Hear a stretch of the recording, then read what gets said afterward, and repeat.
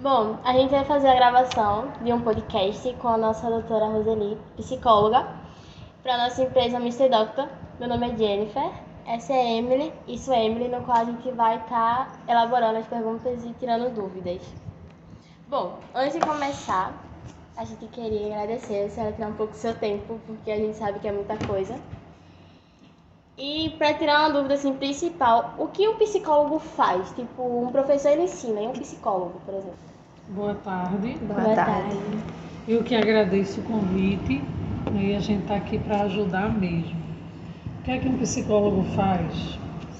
O psicólogo vai ajudar o seu cliente, a pessoa que ele está ali fazendo tratamento, a buscar o seu equilíbrio. O psicólogo não passa medicação. Quem passa a medicação é o psiquiatra, que é o médico. O psicólogo é o profissional que vai trabalhar também com os transtornos mentais, também com os problemas emocionais, só que de uma outra forma, através do diálogo, através da escuta principalmente. E aí vai depender da abordagem que esse psicólogo, vai escolher. Tem várias abordagens, tem várias linhas, mas assim, o estereótipo do psicólogo, que as pessoas acham que todo psicólogo tem um divã na sala e a pessoa deita e fala e o psicólogo só escuta. Na realidade, essa é uma das abordagens, que é a analítica, mas existem outras. Tem o psicodrama, que vai trabalhar com teatro, tem uma série de abordagens. Tem uma também que é com hipnose, né?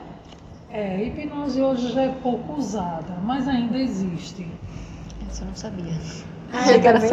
Aí vem Não. uma pergunta, né, que eu tava pesquisando e eu achei muito interessante. Então o psicólogo ele não resolve os problemas, ele tenta ajudar a gente a achar uma solução. Ou seja, ele é como que se ele indicasse o caminho do problema e como é que eu posso dizer? Diz a pessoa como é que ela pode fazer para melhorar, é tipo isso? Na realidade, o psicólogo ele não diz.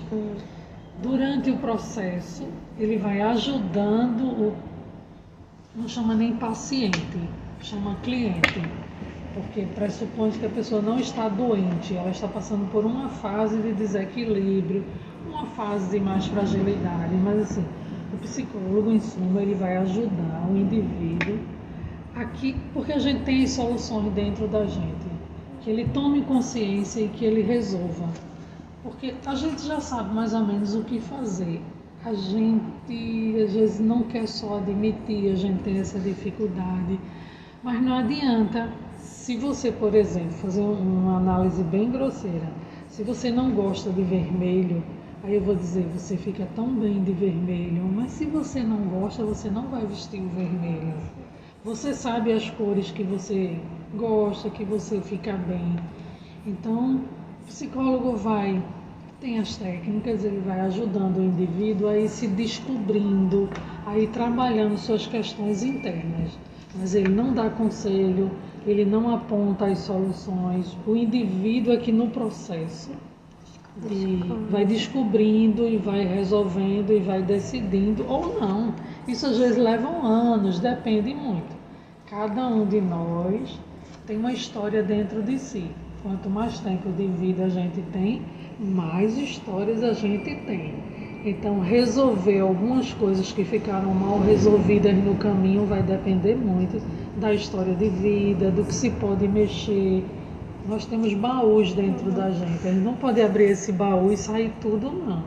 Tem que ter muito cuidado. O profissional tem que realmente, ter conhecimento, ter as técnicas certas. A gente sabe assim que a psicologia ela tem diversas áreas, né? Tem de consultório, tem de escola também, né? A senhora é psicóloga pedagoga? Não. A senhora é? Veja, tem realmente várias áreas de atuação. Tem de esporte. Sim. Os times hoje têm psicólogos para ajudar sim. os jogadores, aquele processo todo, que é muito Exato. difícil também, a vida de um atleta de alto rendimento. Sim. Não só os jogadores de futebol, mas os atletas de modo geral, as grandes equipes, os times. Mas tem nas empresas, tem nas escolas, tem em consultórios, hospitais, tem várias áreas. Aqui na ETEMAC eu não sou psicóloga. Minha especialização é em psicologia clínica. Por isso que aqui eu tenho 2 formações. Eu sou psicóloga e eu sou pedagoga. Aqui na ETEMAC eu sou pedagoga. Por isso que eu sou coordenadora pedagógica. E eu não faço atendimento. Agora, lógico que o meu conhecimento em psicologia ajuda, Sim. lógico. Eu não Sim. tenho como me desvencilhar, nem quero me desvencilhar dele. Mas aqui eu não atendo, eu não faço meu trabalho de psicologia, porque eu sou psicóloga clínica. E como é mais ou menos, tipo, psicólogo clínico atende?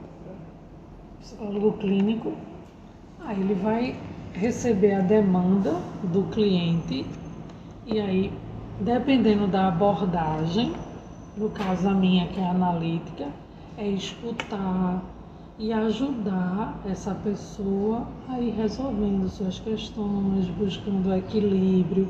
É um processo. Tem uma faixa etária de idade, tipo, para o atendimento desses clientes? Desculpa. Não? Olha, começa bem pequenininho, desde as criancinhas já se começa, aí não é a fala, são os brinquedos. Através dos brinquedos, a forma como a criança brinca, a forma como ela desenha, como ela pinta, tudo isso representa muito do mundo interior da criança.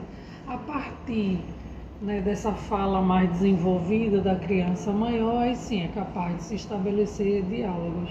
Mas a criança pequenininha já pode, não bebê, mas que já tenha, né, Um desenvolvimento e consiga se expressar. Isso, né? de alguma forma. Entendo. Que tipo de problema a senhora vê mais, assim, como a senhora vai atender? Hoje eu não atendo, até porque eu trabalho aqui o dia todo, né? Não dá. Mas o que é que hoje a gente percebe que aflige muito a sociedade?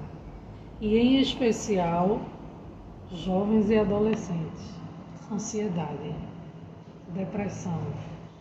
Toda essa problemática emocional hoje atinge muito.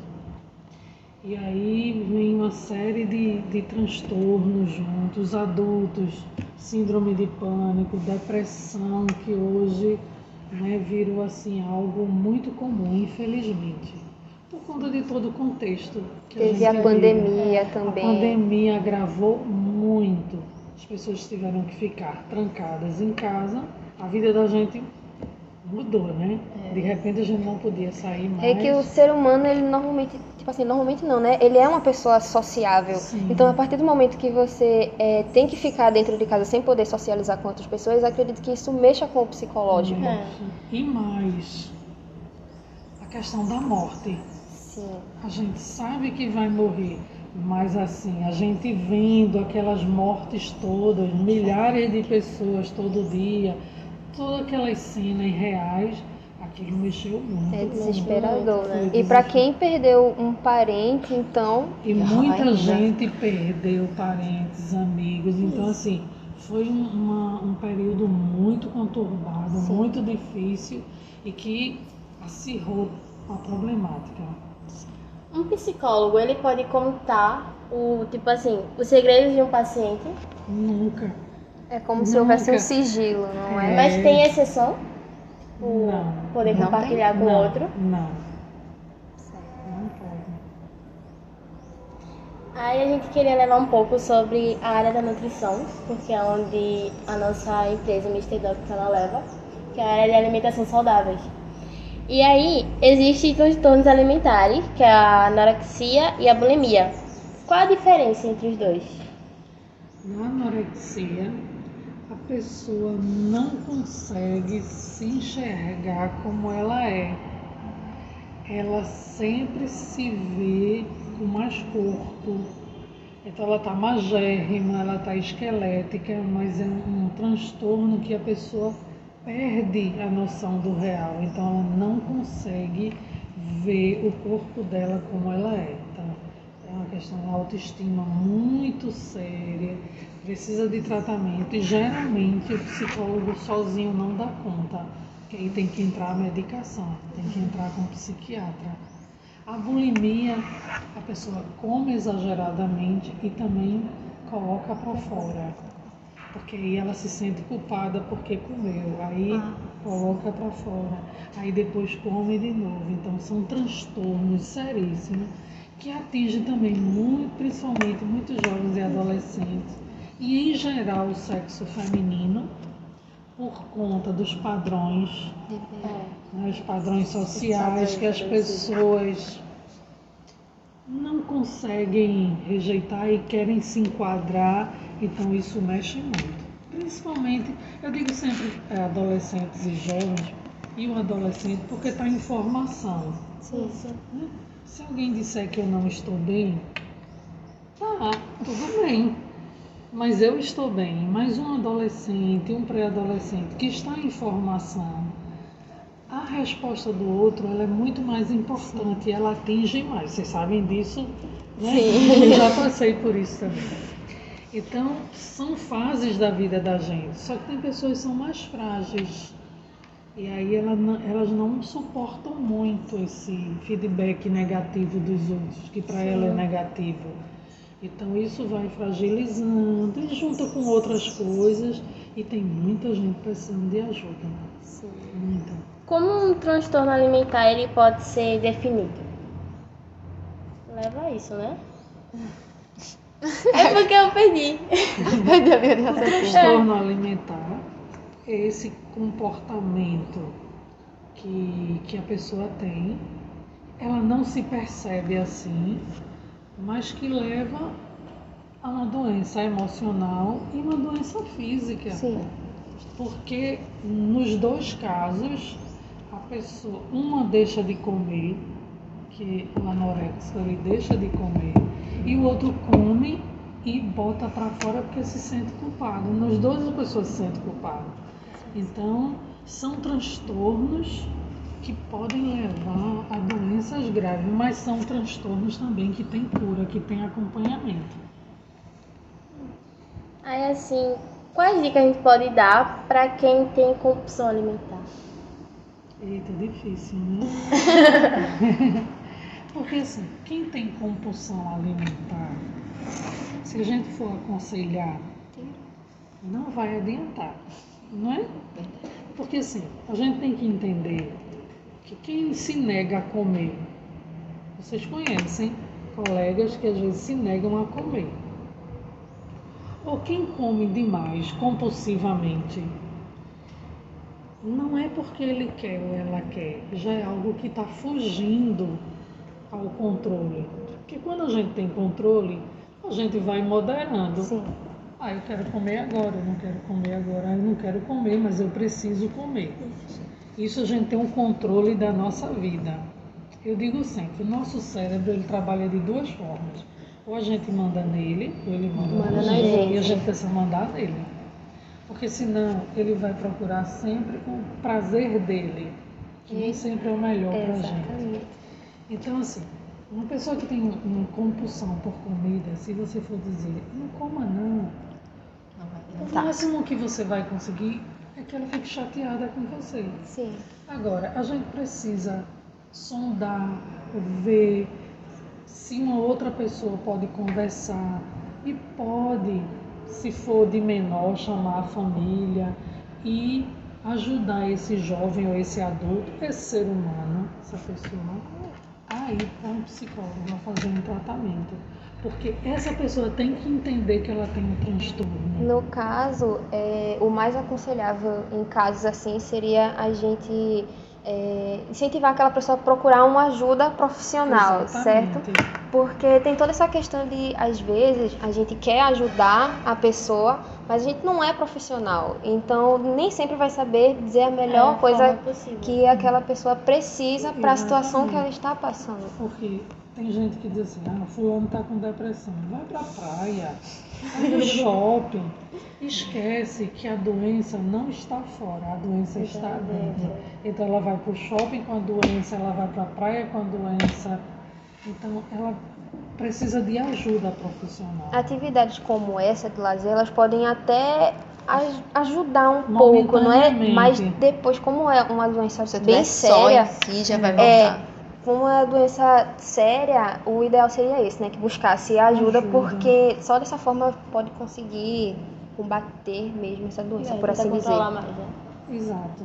A pessoa aprender. Tem coisas que não tem cura, mas tem acompanhamento e você vive bem com essa estrutura que você tem. Mas assim, é ir para o profissional. E lógico que a amizade, família, para quem acredita, religião, isso tudo é importante.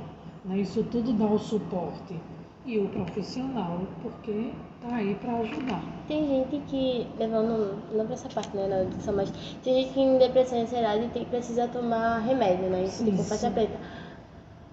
Como é que se chega nesse ponto de precisar de medicamento para se controlar? Porque, veja, cada pessoa tem uma estrutura diferente de personalidade. Isso não quer dizer que um seja forte e o outro seja fraco. São estruturas diferentes. Tem gente que, por exemplo, perde um parente, vai viver o luto, mas fica bem depois, com a saudade, com a tristeza, mas consegue lidar com isso. Tem pessoas que perdem um paquera, não é nem um namorado, e entra assim numa crise. Aí, isso é besteira. Não é. É porque aquela pessoa está tão frágil que o que pra gente é pequeno, para ela é muito grande. Sim. Então, são pessoas diferentes, com capacidade de lidar com os problemas de forma diferente. Então, assim, é a gente sempre ter um olhar humano, não menosprezar o sofrimento do outro e também a gente não achar que vai dar conta. Fulano, eu vejo muito isso. Não estou assistindo aula porque fulano está chorando. Sim, mas aí são 2 sem assistir aula. Vamos trazer para cá, vamos ver o que é que pode ser feito e dar os encaminhamentos. Mas assim, é a gente ter o olhar humano e a gente encaminhar sempre, no caso de vocês na escola, para os adultos que trabalham na escola e na vida da gente, de modo geral, tentar encaminhar para o profissional, que às vezes as pessoas não aceitam. Se sentem ofendidas. Eu não sou doido, não. Não sou doida, não. E não tem nada a ver com isso. Sim. Né? Aliás, né, aproveitando que entrou nessa situação dos remédios, também seria ideal que buscasse uma prescrição médica, não é? Porque é uma droga, né? Então, para você tomar a doida sem os horários certos, também seria algo que você falou agora poderia né? acarretar outras consequências. Veja só. Eu falei, terminei não indo para os remédios, mas assim, como é que se chega no remédio? É quando a fala, é quando isso não dá conta.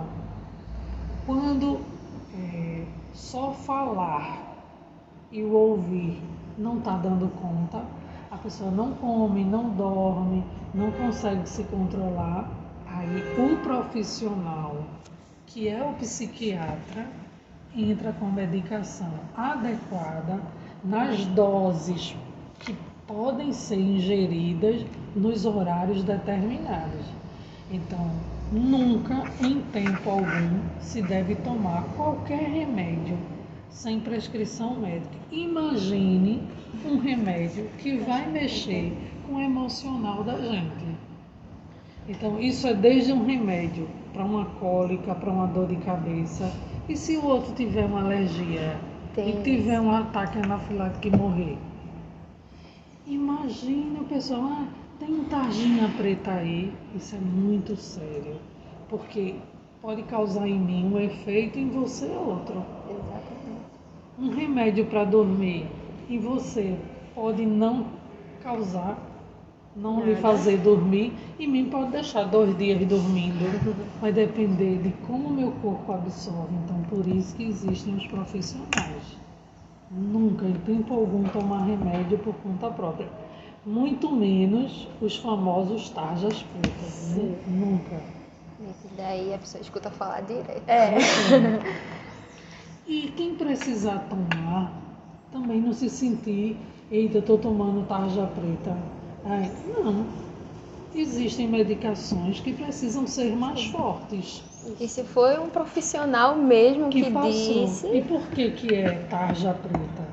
que para que seja restrita essa venda e as pessoas não tomem de forma, hoje eu estou triste, vou tomar um antidepressivo, um ansiolítico. Não, tem que ser passado pelo médico. Tem gente que faz isso, mas é desaconselhável, porque isso pode ter o efeito reverso, é muito perigoso. Como o psicólogo ele pode atuar no comportamento alimentar? Paciente, cliente, né? Já aprendeu. Porque veja só, o que aparece, o que é sintoma, é como se fosse a ponta do iceberg. Sim. Mas o problema está bem mais embaixo. Está lá por baixo, lá por trás. Então, o psicólogo, ele não vai trabalhar o sintoma em si. Mas quando se começa a abrir o baú que eu falei, as coisas vêm à tona e aí começa a se trabalhar e essas coisas vão sendo resolvidas. E aí eu repito, isso pode demorar, o tempo é de cada um. Mas terapia, a não ser, tem determinadas teorias hoje, escolas, né, que tem um tempo mais curto. Hoje já se tem a teoria cognitivo-comportamental, que ela tem um tempo mais curto de atuação, exatamente por conta desse nosso contexto, dessa falta de tempo, essa nossa vida moderna, agitada, rotina. Mas, de modo geral, não se tem um tempo determinado. É um mês, são 2, são 3, é um ano, vai depender muito de cada caso, de cada processo, de como a pessoa vai evoluindo. Aí como a gente pode tratar uma ansiedade de comer? Porque se pesquisar, tem gente que fala assim, é só proibir. Tipo, família diz isso, por exemplo. Pois é, aí a gente volta para o iceberg. A ansiedade por comida, na realidade, ela tem outra coisa por trás. Aí eu escondo a comida. Isso vai pipocar de outra forma. Sim. Vai piorar. Entendeu? Então, não é, tá com ansiedade para comer, então eu vou dar comida sempre. Feito um bichinho, feito galinha, não come o tempo todo, né, pintinho? Não, mas aí ele também morre em pouco tempo porque vai para o abate, né? Não é esse sentido. Por isso que a gente precisa do profissional, que é para descobrir se a pessoa quer comer o tempo todo, por quê? Ela precisa começar a refletir. Por que eu tenho que estar comendo? Por que eu tenho que estar comprando? Tem gente que tem que estar comprando. Por que eu tenho que estar fazendo isso? Mas a pessoa sozinha não dá conta. Então precisa do profissional para ajudar. Ou seja, essas coisas como o fato de descontar a meio que ansiedade na comida ou nas compras seria como se fosse um refúgio dessa pessoa nessas atividades, não é isso? Exatamente, e que ela não se dá conta. E que se você chegar e disser assim, você está descontando na comida. Ela vai achar que tá normal. Não é, ou se ela disser, eita, realmente eu estou comendo muito, isso vai ser direcionado para outro... Pode ser que ela queira comer menos agora, só que excessivamente. Comer. Só que aí isso pode depois ir para um outro caminho. Porque assim, é uma necessidade que não está sendo saciada lá dentro, então vai ser canalizada de alguma forma. É ocupante, inclusive. É isso, né? Bom, é isso basicamente. A gente queria trazer algumas principais dúvidas que a gente achou, né? A gente pesquisar as principais dúvidas que a gente achou das pessoas. E obrigada por participar. Muito obrigada mesmo. Nada. Precisando é só chamar. A gente está aqui para ajudar. E parabéns pelo trabalho de vocês. Vai ajudar muitos jovens. É esse o objetivo. Principalmente jovens e adolescentes, quer dizer, todo mundo. Mas assim, como é algo que está mais concentrado nos adolescentes e jovens, vai ajudar bastante. Sim. É isso, tchau.